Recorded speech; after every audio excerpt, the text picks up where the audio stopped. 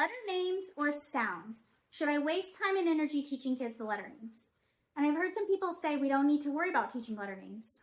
And I've tried both approaches. I remember a time I was so overwhelmed with the task of teaching kids to read that I thought, all I can worry about right now is teaching them to make a certain sound when they see a certain letter, and anything else I accomplish, I'll consider a bonus.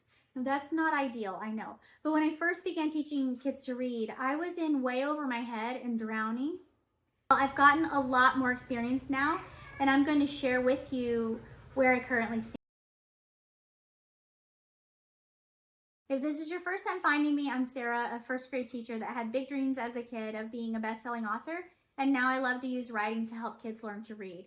And I'm here to share all of it with you in videos on the internet. As you would expect, I have checked in on the Shanahan on Literacy blog on this issue, and of course, the link is down below in the description with many other freebies and resources, so scroll down when this is over and check all that out. So do I teach letter names? Well, let me start by explaining how I came to my current position before spilling the beans and answering a solid yes or no. I remember a time I was so overwhelmed with the task of teaching kids to read that I thought, all I can worry about right now is teaching them to make a certain sound when they see a certain letter, and anything else I accomplish, I'll consider a bonus. Now, I know that's not ideal, and I'm ashamed to admit it, but when I first began to teach kids to read, I was in way over my head and drowning. And at that time, I wasn't just neglecting the letter names, but I was completely ignoring handwriting. That's very different than what I do now. But remember, I was new and I was drowning. So this is one of those questions I had that I actually looked into before coming to a conclusion, which is not normal for me. I didn't have a gut instinct here, and I felt like I could go either way. So what do you think I did? Well, I consulted the Shanahan on Literacy blog, of course. Oh, and I forgot. Another thing that prompted my research after a few years of sloppily teaching letter sounds and occasionally getting to handwriting, we began using an assessment that included the rapid letter naming under timed letter naming, and I was now responsible for data that included naming letters quickly. So I decided I better get my act together and look into teaching the letter names, how to do it well. So yes, I do teach letter names.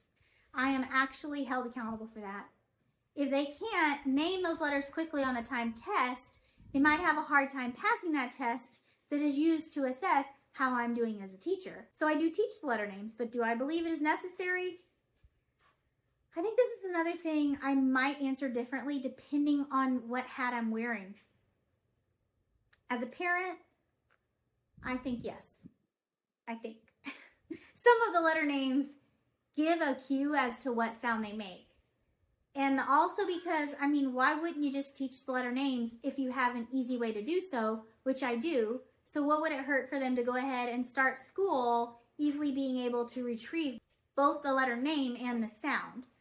I can see how if I was teaching younger kids to read, like pre-K kids, I might answer that differently. I might just focus on the sound and retrieving those sounds to blend.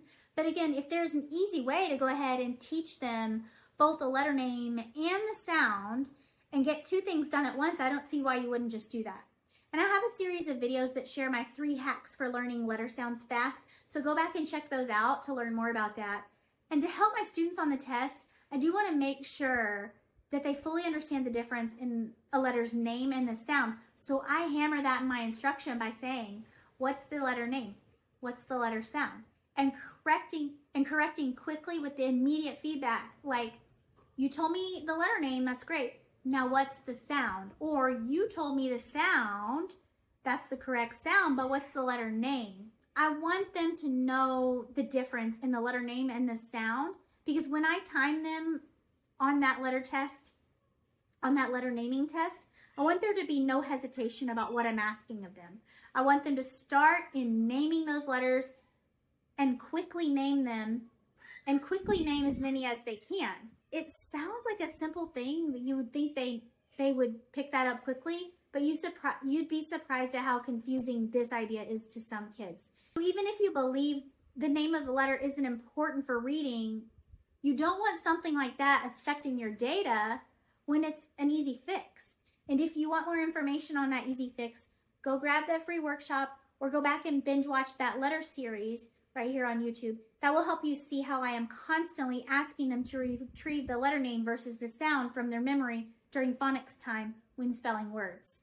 If you want to hear more about how I weave not just the writing, but also cooperative learning strategies into phonological awareness to create a strongly woven fabric of foundational skills for reading and writing, make sure you go back and check out the free workshop and other freebies in the description below.